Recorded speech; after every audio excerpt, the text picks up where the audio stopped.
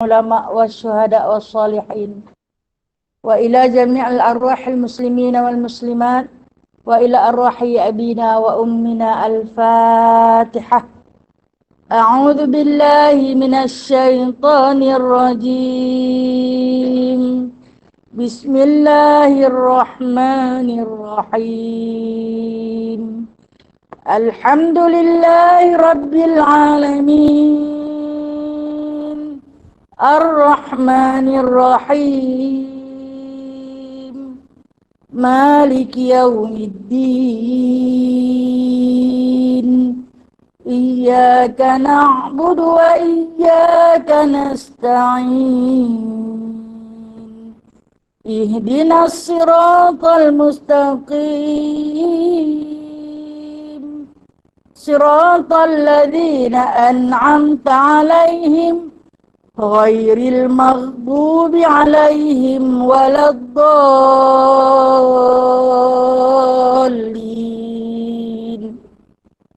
Amin. Kita baca surah Al-Kahfi ayat 1 hingga 10. A'udzu billahi minasy syaithanir rajim. Bismillahirrahmanirrahim.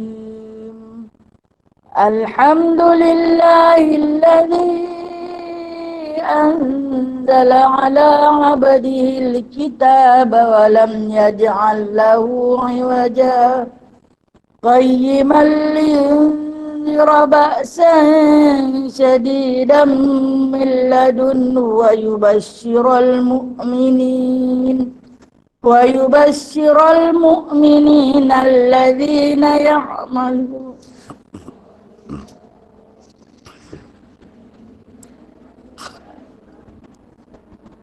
ماكثين فيه أبدا وينذر الذين قالوا اتخذ الله ولدا ما لهم به من علم ولا لآبائهم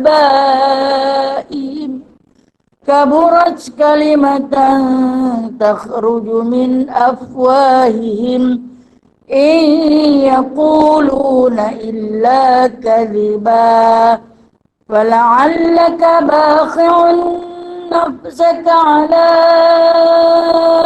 آثارهم إن لم يؤمنوا بهذا الحديث أسفا إنا جعلنا ما على الأرض زينة لها لنبلوهم أيهم أحسن عملا وإنا لجاعلون ما عليها صعيدا جرزا أم حسبت أن أصحاب الكهف والرقيم كانوا من آياتنا عجبا إذ أوى الفتية إلى الكهف وقالوا ربنا آتنا من لدنك رحمة وهيئ لنا من أمرنا رشدا Sadaqallahul azim.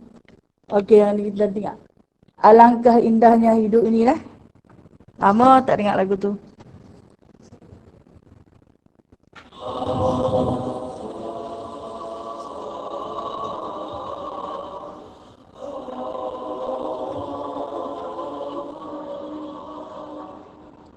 Alangkah indahnya hidup ini, andai dapat ku tatap wajahmu dan bahasamu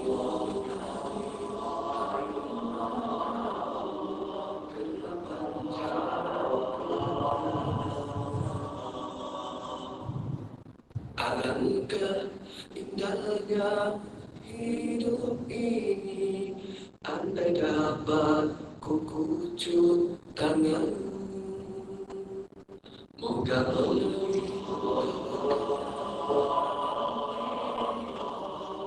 untuk mengikut jejak langkahmu, ya رسول الله يا حبيب الله, tak pernah ku tatap wajahmu.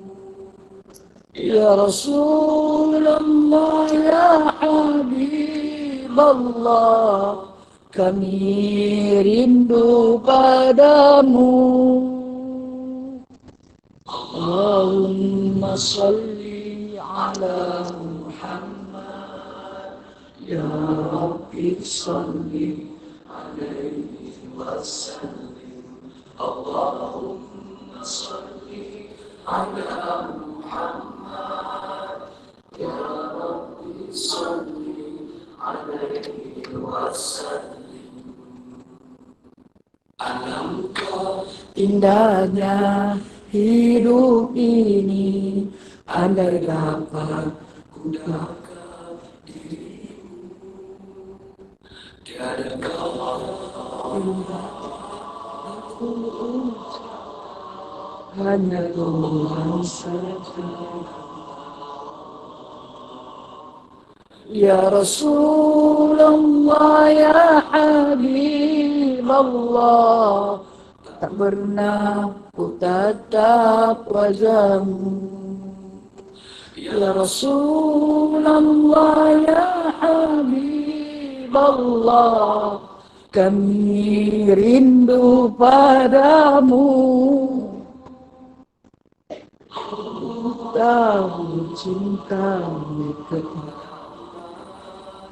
ummati, ku tahu bimbangnya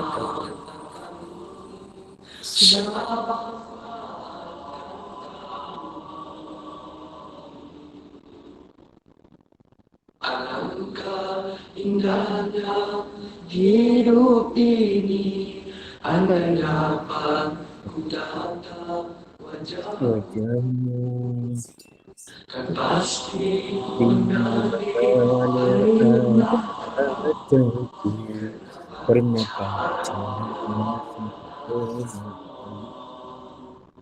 Ya Rasulullah ya Habib Allah, tak pernah ku tatap wajahmu. Ya Ya Rasulullah ya Habib Allah, kami rindu padamu. Ya Rasulullah ya Habib Allah, kenal kami sebagai umatmu. Ya Rasulullah ya Habib Allah, gunakanlah syafaatmu.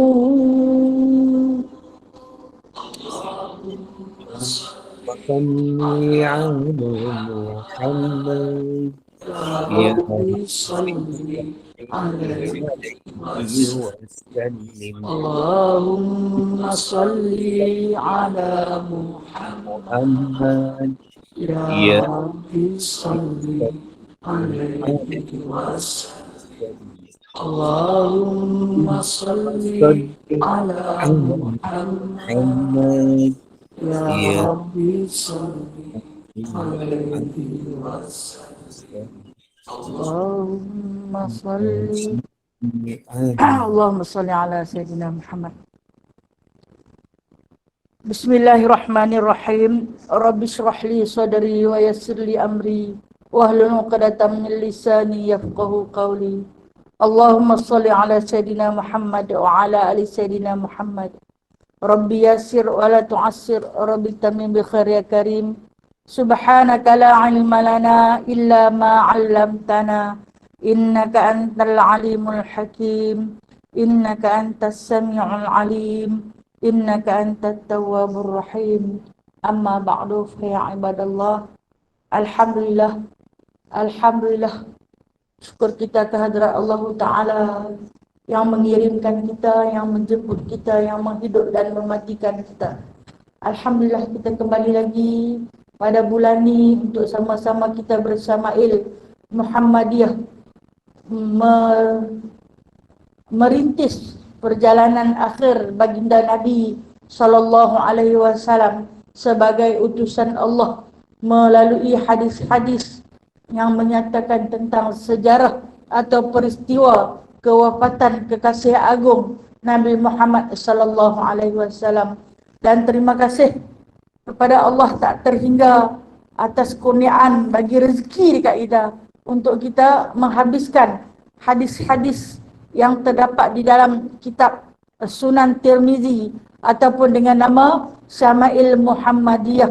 InsyaAllah jika direzekikan kepada kita, kita akan menyelesaikan bacaan ini tak berapa bulan lagi dah. Kita akan selesai dan kita akan mungkin kita akan mulakan semula daripada hadis pertama. Rasa sayang nak tinggalkan dia.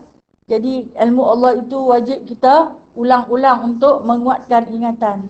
Baik, sebelum kita mulakan hadis pada pagi ini, suka saya nyatakan insya-Allah saya dan beberapa orang sahabat pada hari Rabu ni akan ke Kampung Iboi, Bali yang dilanda banjir.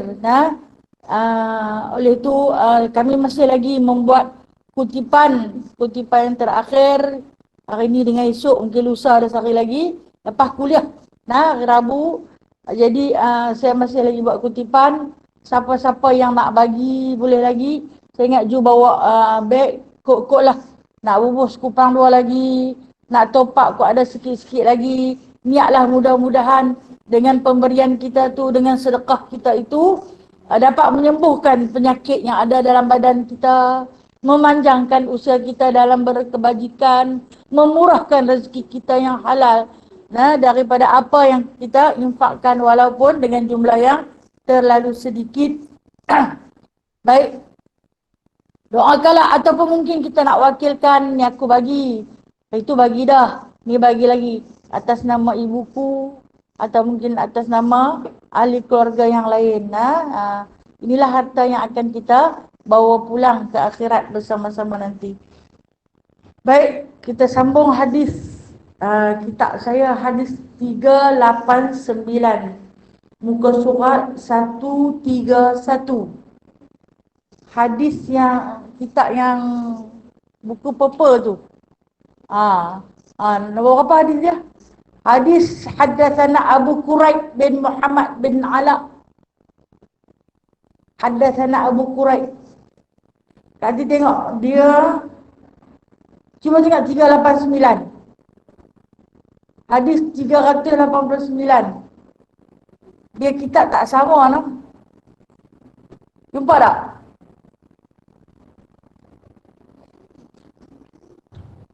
Ustazah 204. 204. Terima kasih. Sama-sama sahabat kasih. yang bagi kita. Alhamdulillah. 204. Jumpa? Nanti jumpa tak? 204.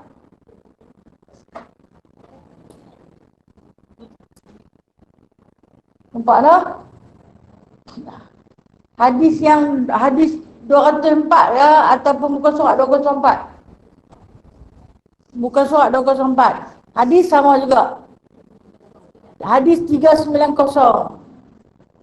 Muhammad bin Bashar Muhammad bin Bashar ke haddatsana Abu Quraib.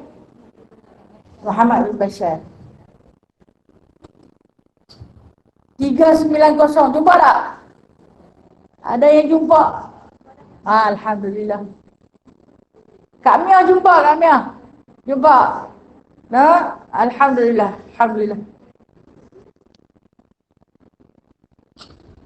Bismillahirrahmanirrahim. Hadis 390 Haddatsana Muhammad bin Bashar wa Iyas al-Anbiri wa Suar bin Abdullah wa ghairi wahid qalu akhbarana Yahya bin Sa'id an Sufyan al-Thawri an Musa bin Abi Aisyah an Ubaidillah an Ibnu Abbas wa Aisyah an Abu Bakr qabla Nabi qabla ni kucuk qabla Nabi sallallahu alaihi wasallam ba'dama mata. Ibnu Abbas Dan Aisyah radhiyallahu anha menyatakan Abu Bakar radhiyallahu anhu mencium Rasulullah sallallahu alaihi wasallam setelah baginda wafat. Satu lagi kita baca hadis ini. Hadatsana Nasr bin Ali al-Jahdamani, hadatsana marhum bin Abdul Aziz al-Aqtar an Yazid bin Babinus an Aisyah anna Abu Bakr dakhala ala Nabi sallallahu alaihi wasallam ba'da wafatihi wa wada'a famuhu baina 'ainayhi wa wada'a yadayhi ala sa'idayhi wa qala wa nabiyahu wa safiyahu wa khalilahu. Aisyah radhiyallahu anha menyatakan Abu Bakar radhiyallahu anhu masuk ke tempat Rasulullah sallallahu alaihi wasallam setelah baginda wafat. Kemudian dia mengucup di antara dua mata baginda dan meletakkan tangannya di atas lengan baginda seraya Abu Bakar berseru, "Duhai nabiku, duhai sahabatku, duhai kekasihku." Dua hadis, hadis 90 dan hadis 91 ini menceritakan, merakamkan detik-detik terakhir sahabat kesayangan Nabi sallallahu alaihi wasallam, iaitu Sayyidina Abu Bakar As-Siddiq, ketika mana menerima khabar tentang kewafatan satu-satu kekasihnya, buah hatinya, jantung hatinya, yang telah pun dipanggil pulang oleh Allah Subhanahu wa taala, yang mana kita baca pada hadis bulan lalu keadaan baginda sallallahu alaihi wasallam yang diceritakan oleh Aisyah radhiyallahu anha dalam keadaan yang agak gawat ketika menghadapi sakarat, sehingga baginda minta ayak dalam bekah bawa mai dekat dia. Kata Aisyah, aku tengok dia terlampau panas, badan dia seperti udang yang dibakar, panas. Dia celup tangan dia dalam ayak, dia sapu ke muka dia, dia celup lagi, dia sapu kepala dia, dia celup, dia sapu pada anggota-anggota wuduk yang sampai oleh tangan dia. Dia kata kepada Aisyah, sakarat ni sakit, sakarat ni sakit, kepanasan dia Kata Aisyah, bila kita pegang dia ibarat macam dia duduk berdiam di api, punya panas badan dia. Walhal baginda ialah kekasih Allah. Kekasih Allah juga katanya tak terkecuali daripada diuji dengan kesakitan ketika mana menghadapi sakarat.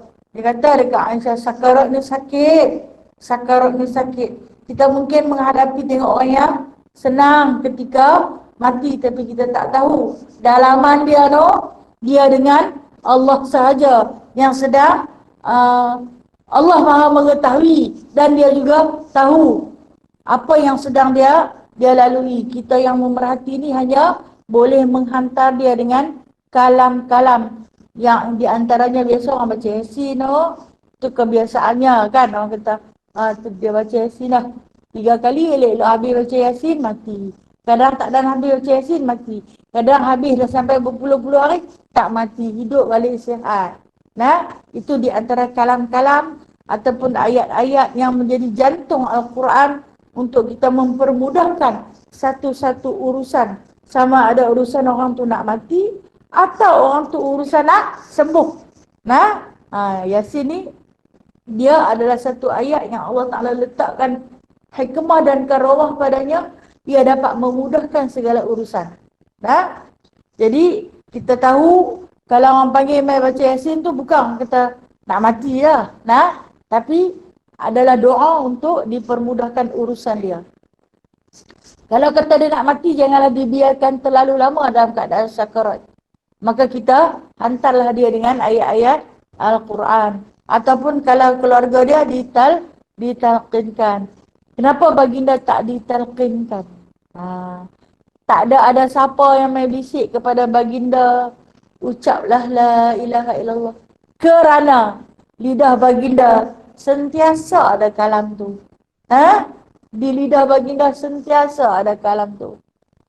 Dan sejarah mencatatkan semasa kewafatan baginda sallallahu alaihi wasallam, Sayyidina Abu Bakar As-Siddiq tak ada di sisi baginda, dia tak ada. Nah, ada riwayat kata dia mewakili Rasulullah menghadiri satu walimah. Orang buat kenuri. Orang jemput Rasulullah, jadi Rasulullah sakit, dia pergi di kampung sebelah. Ada riwayat kata dia ada dalam masjid. Dia ada dalam masjid. Tapi dia memang tak ada di sisi Nabi sallallahu alaihi wasallam. Yang ada di sisi Nabi ialah Sayyidina Ali. Sayyidina Ali. Anas bin Malik, seorang hamba yang selalu berdampingan dengan baginda Nabi sallallahu alaihi wasallam pun tak ada di sisi Nabi sallallahu alaihi wasallam ketika tu. Kan kata Anas, last aku tengok dia waktu nak sembahyang subuh. Muka dia putih macam kertas kan, kata. Itulah yang terakhir. Senyuman yang paling manis yang kulihat baginda lemparkan kepada kami, itulah yang terakhir. Kalau aku tahu nescaya aku tak tinggalkan. Tapi dia tak tahu. Kita tak tahu, no? Kematian ni nak jemput kita bila-bila masa.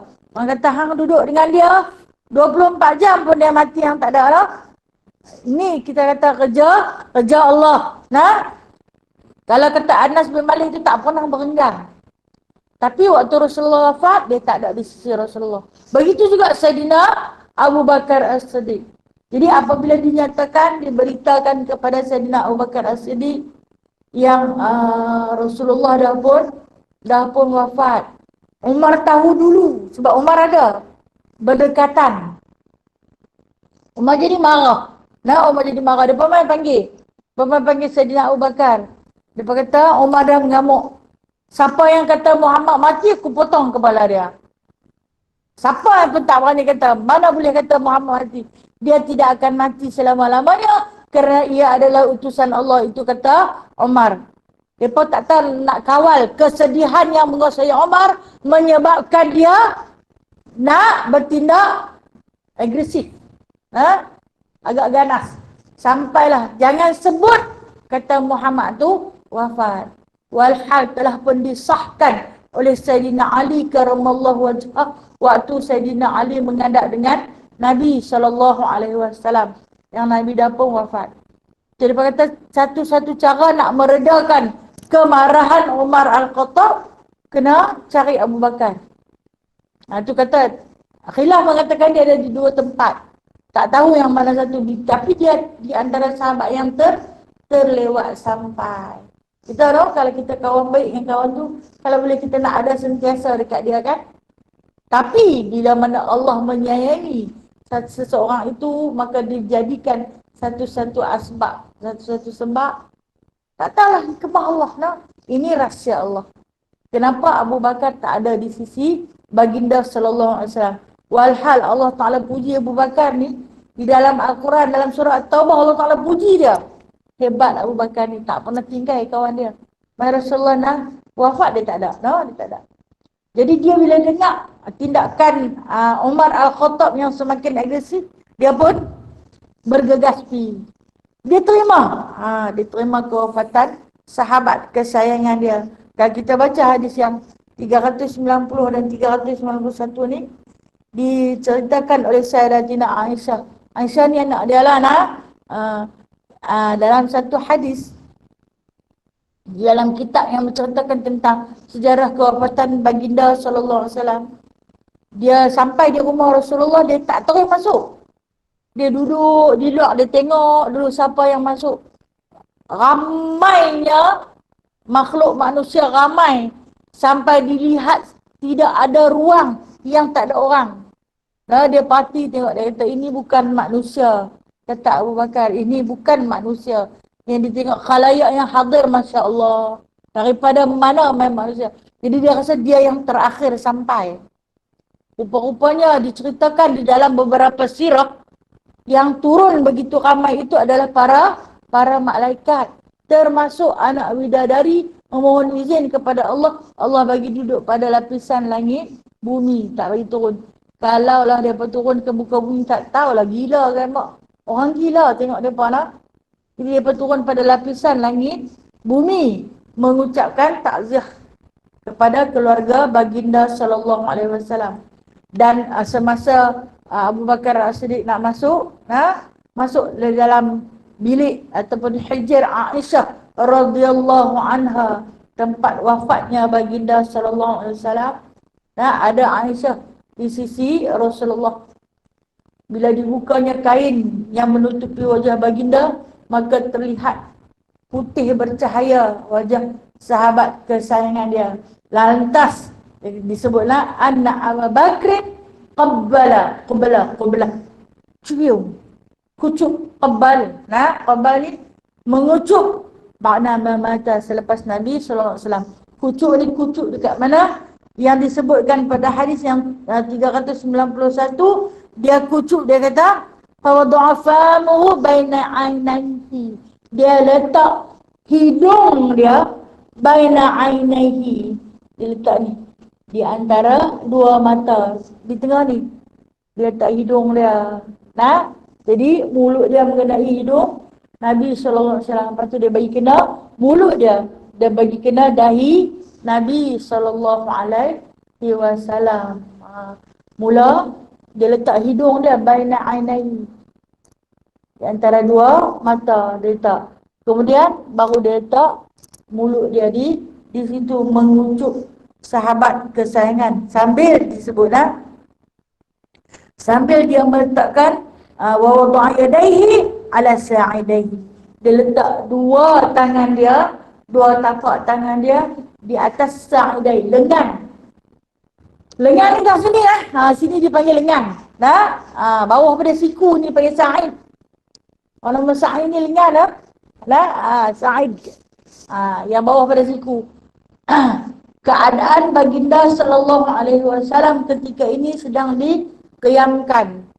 Waktu dia nak kucuk Rasulullah tu, dia letak kedua-dua belah tangan dia di atas lengan baginda sallallahu alaihi wasallam. Lalu dia meletakkan hidung dan mulut dia. Mula dia letak hidung, lepas tu dia letak mulut. Ke dahi. Dahi Nabi sallallahu alaihi wasallam. Ini menjadi satu kiasan untuk kita nak kucuk mayat. Sunat kita kucuk mayat di sini. Sama ada kita nak kucuk menggunakan hidung sahaja ataupun nak guna mulut sahaja. Tapi Sayyidina Abu Bakar dia guna dua kali. Mula dia letak hidung, lepas tu dia letak mulut. Macam kita sujud, tak? Kita sujud kan? Mula kita letak dahi, tu kita letak hidung. Kemudian waktu kita membaca tu, mulut kita mengenai pada bahagian lantai, betul tak? Jadi tertib yang dilakukan oleh Sayyidina Abu Bakar As-Siddiq ketika mengucupi mayat sahabat kekasihnya itu, iaitu dengan cara dia meletak hidungnya terlebih dahulu. Kita kalau sayang, kita letak mulut. Tapi tertib kucuk Hajarul Aswad pun kena letak hidung dahulu. Itu tertib mengucuk yang diajar oleh baginda sallallahu alaihi wasallam, yang diamalkan oleh para sahabat, yakni dengan meletak hidung terlebih dahulu. Kita kalau dah kata kucuk tu terus ke mulut kan? Jadi kalau mayat, kucuklah dengan menggunakan hidung pun boleh ataupun gunakan mulut pun boleh. Kalaulah selama hayat dia, orang yang dekat dengan kita lah, yang mahram kita lah, sat lagi pergi kucuk mayat yang bukan mahram, aku biru jadi ni dah. Yang kalau yang sama hayat dengan kita, kawan-kawan perempuan kita, selama hayat kita tak pernah kucuk dia. Jadi ketika mati boleh kita kucuk dia tetapi bukan kucuk di mulut, di dahi. Kucuk di mulut kepada mayat adalah makruh. Kucuk di mulut sama mulut ketika hayat boleh membawa kepada makruhan tahriman, makruh yang membawa kepada haram kerana ia boleh membangkitkan syahwat. Kalau perempuan sama perempuan tak boleh kucuk di mulut lah. Dia boleh membawa kepada haram kerana dia membangkitkan syahwat. Dan kita tengok apakah perkataan yang dikatakan oleh Sayyidina Abu Bakar As-Siddiq kepada Nabi sallallahu alaihi wasallam, iaitu katanya qala wa nabiyahu wa safiyahu wa khalilahu. Wahai nabiku, dia panggil, dia sambil dia pegang lengan Nabi SAW. Lantas dia menyeru, wahai nabiku, wa safiyahu. Apa katanya? Wahai manusia terpilih. Maksud safiyahu ni, sahabatku ni, Sofiyah ni manusia terpilih. Manusia yang terpilih. Ya safiyahu wa khalilahu. Wahai kekasih hatiku. Khalil. Khalil ni maksud kekasih hatiku. Dia panggil Rasulullah. Di antara gelaran yang diletakkan kepada baginda sallallahu alaihi wasallam, tanda kecintaan yang tidak ada berbelah bagi. Dia mencintai Nabi sallallahu alaihi wasallam melebihi cinta pada dirinya sendiri, melebihi cintanya kepada anak istrinya, melebihi cintanya kepada segala harta dunia dan istrinya. Lantas ketika mana baginda menghadap dengan Allah Subhanahu wa taala, dia tak ada di sisi baginda. Dia hanya mendengar khabar setelah semua hadir. Dia sampai, bila dia sampai, orang bagi laluan kepada dia. Dia pegang Nabi SAW dengan satu ucapan, wahai nabiku. Nabiku ni penerang segala yang gelap. Nabi maksud dia orang yang membawa keterangan, penerang daripada kegelapan. Sofiyahu, wahai manusia yang terpilih, wahai manusia yang suci. Wa khalilahu, wahai kekasih hatiku. Ringan tinggal dahku, ditinggalkan dia. Dia ketika ini Sayyidina Umar Al-Khattab yang tadi keadaannya agak agresif, marah bila orang sebut Nabi wafat, berdiri di belakang dia, melihat keadaan Sayyidina Abu Bakar yang ketika itu melutut sambil menangis, menahan tangisan yang tak boleh berhenti. Maka dia tahulah dah pun wafat. Walaupun kekerasan hati singa Allah ini tak boleh menerima khabar bahawasanya kekasih Allah ini dah dijemput. Tapi bila melihat tangisan yang berjurai pada wajah sahabat kesayangan Nabi Abu Bakar As-Siddiq ini, maka dia akur. Dia tak boleh nak kata, siapa kata Muhammad mati, aku pun pegal kepala dia. Sebab yang sedang berteleku menangis itu adalah kekasih hati Nabi SAW. Dia berdiri, lepas pada itu dia kata kepada Umar dan juga sahabat-sahabat yang lain, siapa yang sembah Muhammad, Muhammad dah mati. Tapi siapa yang sembah Allah, Allah hidup selama-lamanya. Jadi Sayyidina Umar ketika ini terdiam, mengakui kebenaran kata-kata yang dilafazkan oleh sahabat kesayangan Nabi SAW. Pergilah baginda yang dicatat sejarah mengatakan baginda wafat pada hari Isnin waktu duha. Cuma tak dicatatkanlah jam berapa. Dikatakan pada waktu duha. Mungkinlah dalam pukul 8, 9, lebih kurang dalam tempoh itulah. Jadi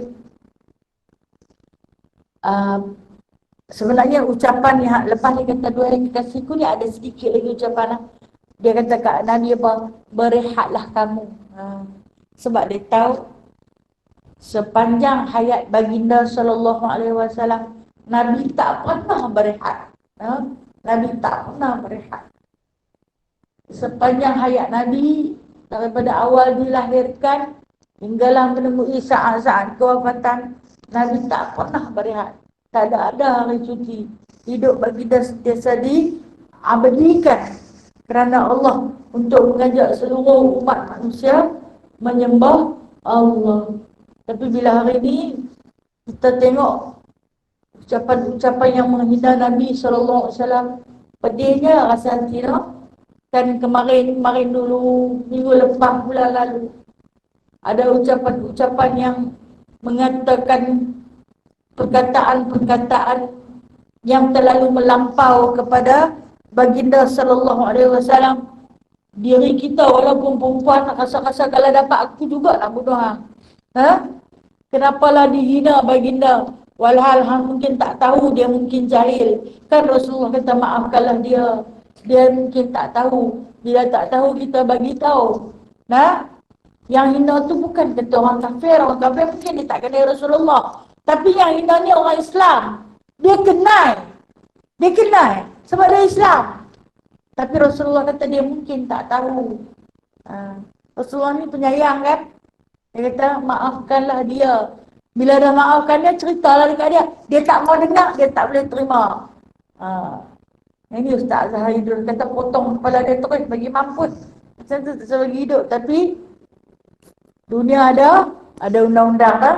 Dunia ada undang-undang. Kemarin tengok dia pukul ya setengah nyawa dah. Sebenarnya orang macam ni patut kita buat apa? Pasal apa orang hina Nabi? Dia mai 1500 tahun yang lalu dia ada. Kemudian dia tak kacau pun di luar. Pasal apa orang hina dia? Tak kenal maka tak cinta. Pasal itulah bagi kenal. Bagi kenal. Tapi kalau kata kita hak perempuan ni pun kalau dapat orang macam ni memang kita tak boleh punya pasal kata kita tak boleh kata macam tu dah. Kita tak boleh kata macam tu. Dia dilaknat oleh Allah dan juga para malaikat. Kesayangan para malaikat, kekasih Allah Ta'ala kenapa dihina, Kenapa dihina baginda sallallahu alaihi wasallam. Tak sanggup kita nak dengar perkataan-perkataan yang diluahkan. Beraninya, Beraninya orang macam ni. Dan kalau kata ada perkataan tu yang keluar melintasi wall kita, handphone kita ni, buanglah cepat-cepat, janganlah disebarkan. Bimbang kalau ada yang sejahil lain pula dapat, dia juga akan berkata sedemikian rupa. Baik, hadis seterusnya 392. Haddatsana bi Bashar bin Hilal As-Sawaf Al-Basri qala haddatsana Ja'far bin Sulaiman an Thabit an Anas qala lamma kana al-yawm alladhi dakhala fihi Rasulullah sallallahu alaihi wasallam al-Madinata adaa minha kullu syai'. Falamma kana al-yawm alladhi mata fihi adlama minha kullu syai'. Wa ma nafadna aydiyana min at-turab. Wa inna la fi dafnihi sallallahu alaihi wasallam hatta ankarna qulubana. Anas radhiyallahu anhu menyatakan semasa Rasulullah sallallahu alaihi wasallam memasuki Madinah, seluruh Madinah menjadi bercahaya. Pada hari baginda wafat, semuanya selangkau dah. Angkau dah. Semuanya kelam. Kami tidak membuang debu dari tangan kami. Sesungguhnya kami ketika mengemumikannya, hati kami menidakkannya. Ini kata Sayyidina Anas bin Malik radhiyallahu anhu. Kita tahu dalam sejarah Syama'il Muhammadiyah paling banyak hadis diriwayatkan daripada Anas bin Malik. Anas bin Malik duduk dengan Rasulullah daripada kecil sampai remaja. Dan dia kata Rasulullah pada hari dia sampai ke bumi Madinah memang disaksikan oleh budak ni, Anas bin Malik, yang ketika itu berusia 6 tahun. Dia kata langit Madinah terang, cahaya gilang gemilang. Waktu mana Rasulullah sampai ke tanah Yasrib, bumi Tayyibah, bumi kebaikan penuh keberkatan, Rasulullah masuk membawa satu cahaya, langit terang. Langit terang. Seolah-olah menyambut kegembiraan, kebahagiaan yang sedang dilimpahi melalui rahmat yang dibawa oleh baginda sallallahu alaihi wasallam. Semua pakat seronok. Kan depa berkampung sampai 2-3 hari. Duduk tunggu kedatangan Nabi sallallahu alaihi wasallam. Dan di antaranya Anas bin Malik adalah kanak-kanak yang ditugaskan untuk duduk di atas pohon tamar menjadi pemerhati. Nampak tak lagi bayang Muhammad. Nampak tak lagi bila dia di antara individu pertama yang melihat bayang laki-laki ditemani oleh Abu Bakar As-Siddiq bersama dengan Abdullah bin Uraiqid. berganding bahu berjalan.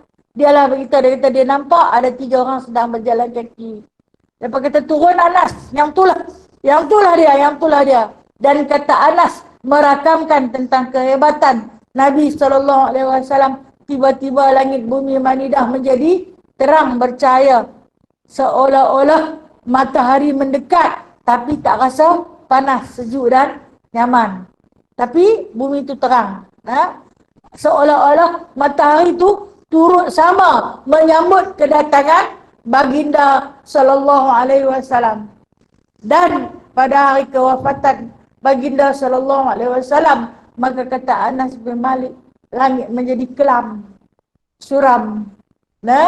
Awan hitam menutupi sang matahari, seolah-olah langit menangisi pemergian baginda Nabi sallallahu alaihi wasallam. Kenapa disebut kami tidak membuang debu daripada tangan kami? Masing-masing sahabat. Rumah Nabi kan tak besar mana, tak boleh masuk ke dalam bilik ataupun hijr Sayyidatina Aisyah, sempit. Duduk di luar, duduk bersila di atas debu tanah. Punya sedih para sahabat ni. Debu di tangan pun tak boleh nak sapu, lupa nak sapu. Kita kalau tangan kita kena debu, kita akan gabus. Kata orang tua-tua dulu, gabus kan, sapu debu di tangan. Kerana terlalu sedih dia nak cerita, Anas nak cerita, kami punya sedih dengan kewafatan, kehilangan baginda sallallahu alaihi wasallam ini, sehingga kami lupa nak gabus debu yang ada di tangan sendiri. Tak tahu nak cakap, hilang ingatan, seolah-olah jiwa terpisah daripada badan, bagaikan nyawa juga direntak bersama. Punya sayang kepada Nabi sallallahu alaihi wasallam. Sewaktu mengebumikannya, hati kami menidakkannya. Ketika mana jasad Nabi sallallahu alaihi wasallam dikebumikan, akan diceritakan. Ada kata malam Selasa, ada kata malam Rabu. Nanti kita bicarakan.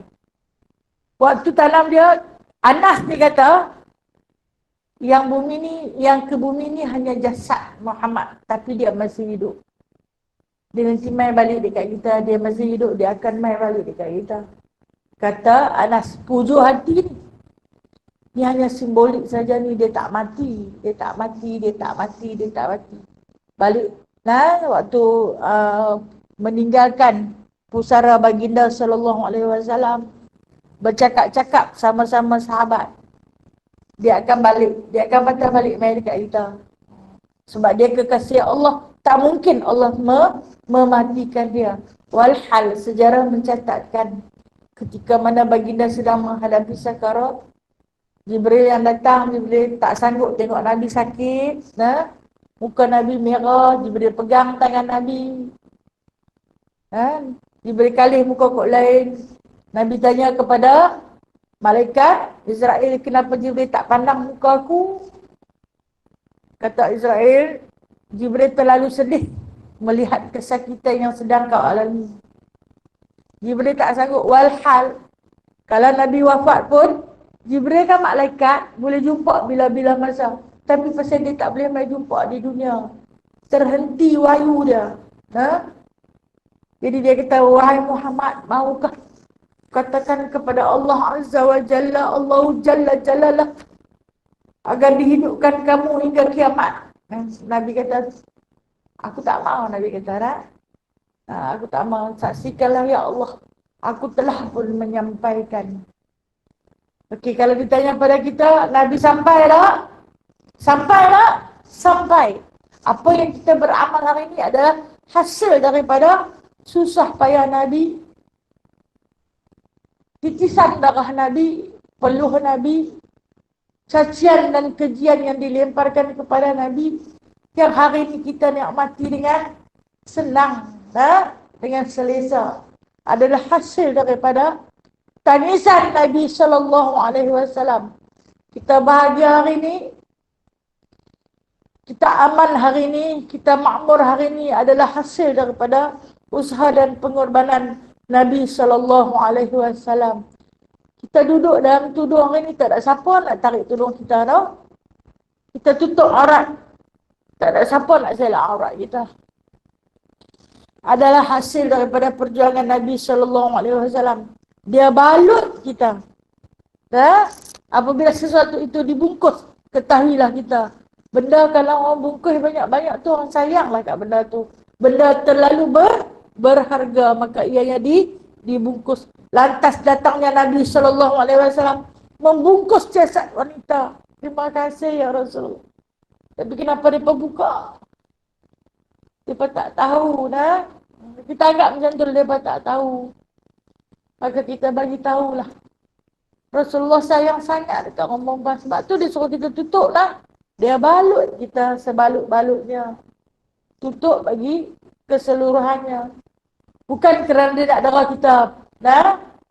Panas ke, sejuk ke, tapi kerana dia terlampau sayang kepada kaum yang bernama wanita. Yang mana wanita itu adalah diciptakan lemah. Dengan kelemahan itu mereka ada kekuatan. Benteng mereka adalah menutup aurat. Jadi alhamdulillah.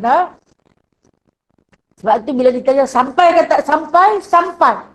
Sampai pada kita apabila kita meninggikan syariat Allah.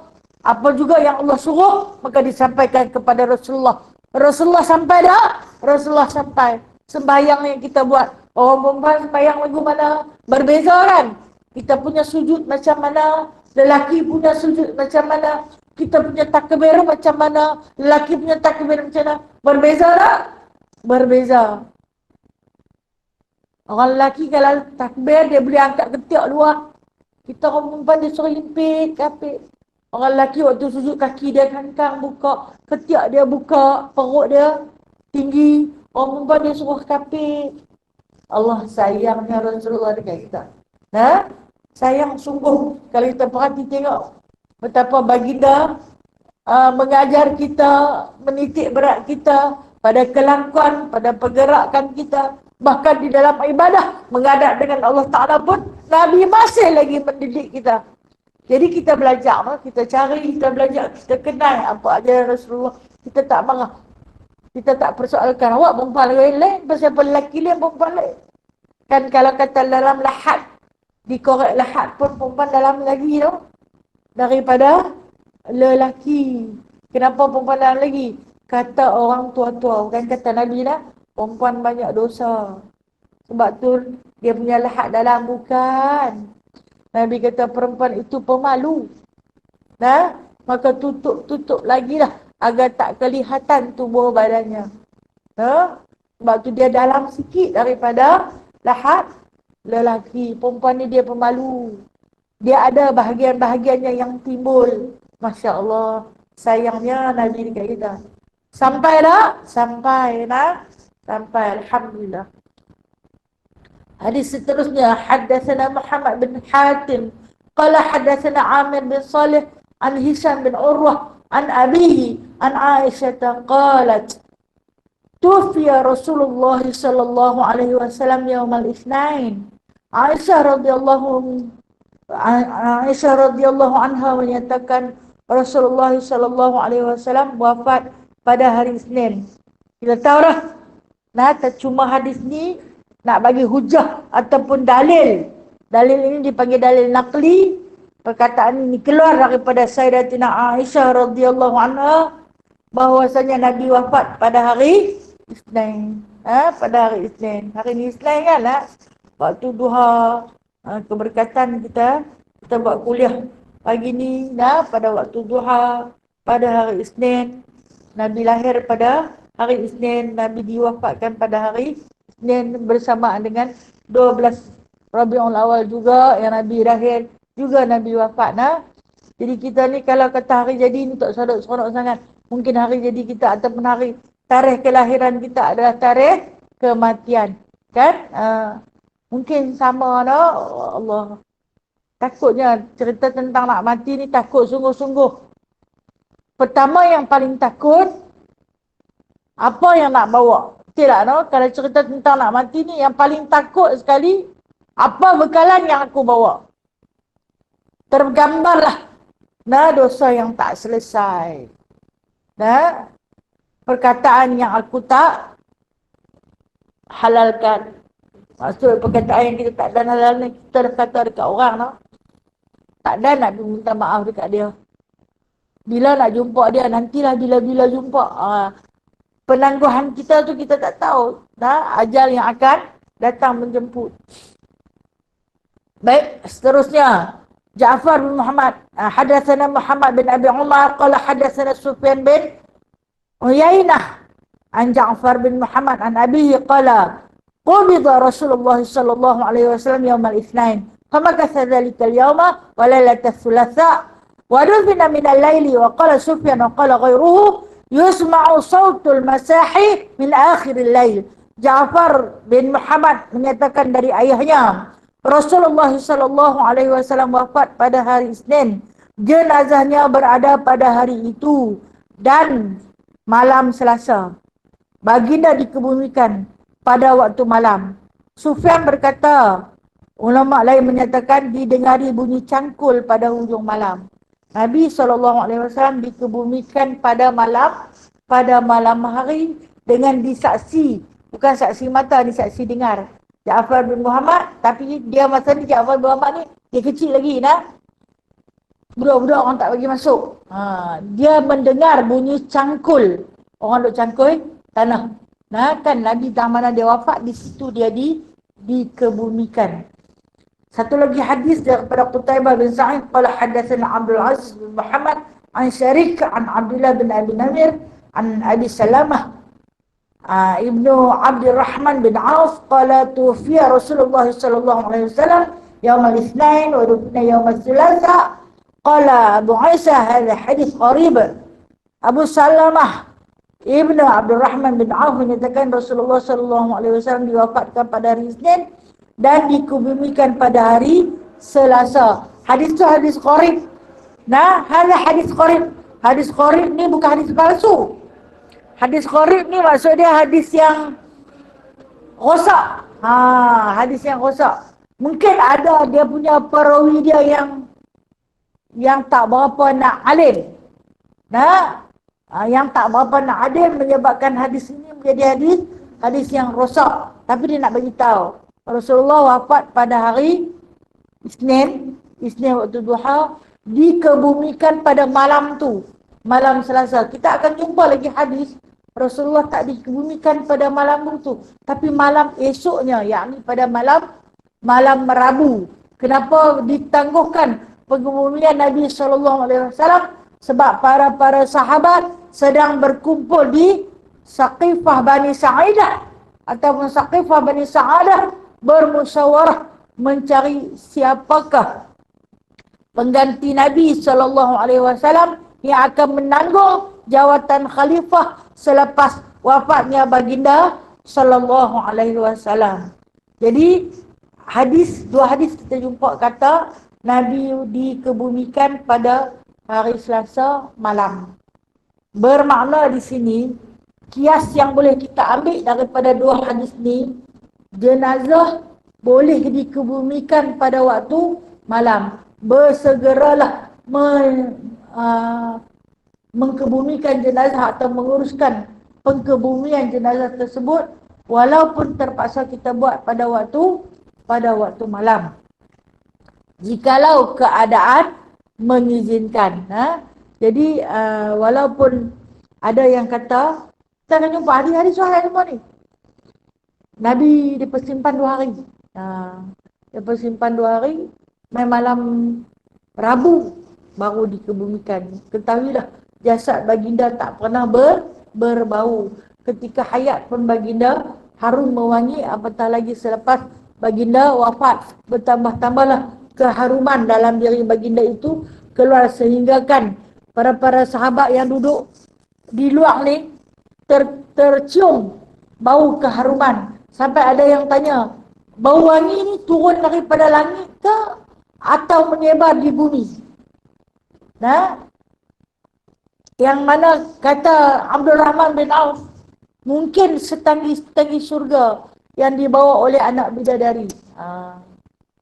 Menyebabkan bumi Madinah hari itu merakamkan satu keharuman yang amat luar biasa, mungkin setanggi surga yang dibawa oleh anak-anak bidadari.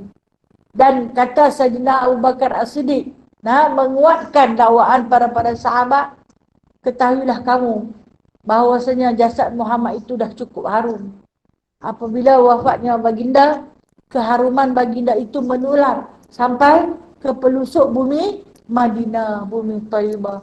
Hebatnya keadaan jasad baginda sallallahu alaihi wasallam. Begitu juga selepas wafat begitu lama, apabila kita melalui beberapa hadis ni, hati kita juga terasa sedih. Kenapalah Nabi tak terima tawaran Jibril alaihi salam agar hidup selama-lamanya? Kan untuk baginda berehat. Kalaulah Nabi hidup, dia akan terus susah payah. Dengan keadaan umat, yang macam-macam, dia akan terus susah payah. Nabi bukan jenis makan kenyang tidak lena, rumah dia dengan cukup sederhana. Keadaan para ahli keluarga baginda yang begitu fakir dan miskin. Jadi kalau kata Nabi hidup sampai hari ini, nescaya baginda akan lebih banyak berendam air mata. Apabila melihat keadaan keangkuhan, takaburnya para umat yang bergaduh sesama sendiri, yang mengkafirkan sesama sendiri, berlaku terlampau banyak. Hari ini sampai kita dalam keadaan keliru. Mana satu jalan yang benar untuk kita ikuti? Mana satu yang betul? Kau ni kata ini salah, yang ni kata yang ni salah. Kita yang tak tahu apa ni jadi rasa takut. Hukum manalah yang kita nak ikut? Baik, insyaAllah bulan depan kita akan masuk. Ni hadis ni panjang, yang mana hadis yang mencatatkan rentetan ke wafatan baginda sallallahu alaihi wasallam. Dan bagaimana Sayyidina Abu Bakar radhiyallahu anhu dilantik menjadi khalifah selepas wafatnya Nabi sallallahu alaihi wasallam. Okey, baik. Saya diminta oleh Kak Ina untuk buat kuliah tafsir di sini buat kuliah tafsir. Saya nak tanya, tafsir nak surah apa? Yang mana pada permohonan ni saya bagi Jumaat minggu keempat. Jumaat minggu keempat. Bisa saya tengok. Kalau Jumaat minggu keempat, bukan 22 Kak Ina, 29. Jumaat minggu keempat. Mana Kak Ina? Tak ada, dia bilang. Okey. Bukan 22 Jumaat minggu keempat 29. 30 awal Muharram. Cantik tu. Boleh puasa hari Jumaat tu Dah nak puasa lah. Aku nak bagi kawan dengan awal Muharram. Kalau tidak pun puasa awal Muharram tu. Jadi tolong betul dekat Kak Ina bukan 22 tapi 29. Boleh saya tanya nak surah apa, ataupun nak suruh saya letakkan surah, atau mungkin kita boleh sambung surah. Kita terhenti tau tafsir surah ketika Google Meet dulu. Betul tak? Kita tafsir surah Juz'u Amma, ada surah yang kita terhenti. Betul tak? Atau kita nak sambung, tak kisahlah Yang ni tafsir. Bukan nak tafsir kita lain, nak tafsir kita Al-Quran. Jadi insyaAllah saya akan nyatakan nanti antara kita apa yang akan kita, antara surah apa, bukan kita apa. Kita tu kita Al-Quran. Surah apa yang akan kita tafsirkan nanti. Wallahu a'lam. Ya. Alhamdulillah kutipan hari ni. Kita tambah lagi kutipan hari ni. Alhamdulillah, terima kasih banyak-banyak. Barakallah. Terima kasih banyak-banyak. Kutipan sebanyak RM644. InsyaAllah saya akan bawa ke sana. Esok kuliah di mana? Teluk Kumbak. InsyaAllah. InsyaAllah saya akan bawa lagi mungkin kutipan-kutipan yang terakhir. Lepas tu bolehlah.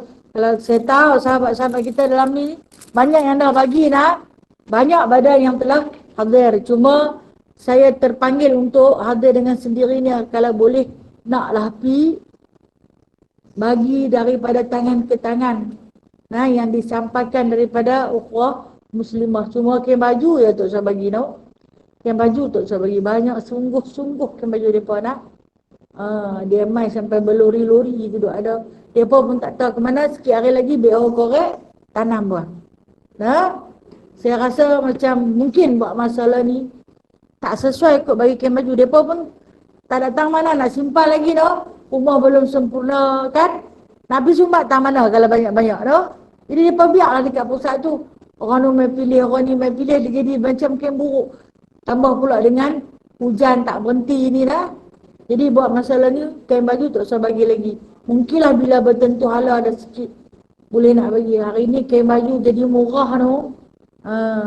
Mudah didapati, banyak sangat dah. Wallahu a'lam. Ada soalan nak tanya?